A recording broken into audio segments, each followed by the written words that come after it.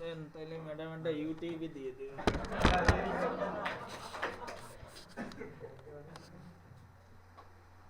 বেনি মাধব, বেনি মাধব, তোমার বাড়ি যাব।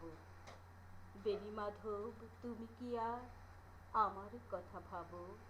বেনি মাধব, মোহনবাসী তমাল তরুমূলে বাজিয়েছিলে, আমি তখন মালতী স্কুলে ডেস্কে বসে অঙ্ক করি, ছোট্ট ক্লাস ঘর, বাইরে দিদিমণির পাশে দিদিমণির বর। আমি তখন নবম শ্রেণী, আমি তখন শাড়ি, আলাপ হলো বেনি মাধব সুলেখাদের বাড়ি। বেনি মাধব, বেনি মাধব, লেখাপড়ায় ভালো, শহর থেকে বেড়াতে এলে আমার রং কালো, তোমায় দেখে এক দৌড়ে পালিয়ে গেছি ঘরে।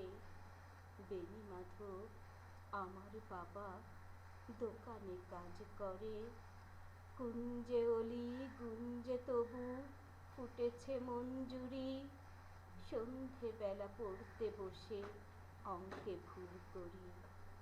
আমি তখন নবম শ্রেণী, আমি তখন 16, ব্রিজের ধারে বেনি মাধব লুকিয়ে দেখা হলো। বেনি মাধব, বেনি মাধব, এত দিনের পরে সত্যি বলো, সেসব কথা এখনো মনে পড়ে?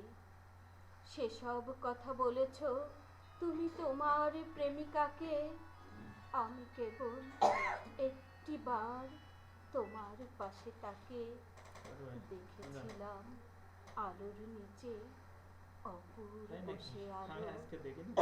স্বীকার করি দুজনকেই মানিয়েছিল ভালো। রাতে এখন ঘুমোতে যাই একতলার ঘরে, মেঝের উপর বিছানা পাতা, জ্যোৎস্না এসে পড়ে।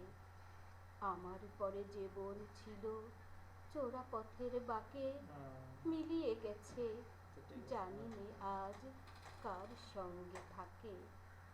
আজ জুটেছে কাল কি হবে, কালের ঘরে শনি, আমি এখন এই পাড়ার সেলাই দিদিমণি। তবু আগুন বেনি মাধব, আগুন জ্বলে কই, কেমন হবে আমিও যদি নষ্ট মেয়ে হই? কেমন হবে আমিও যদি নষ্ট মেয়ে হই?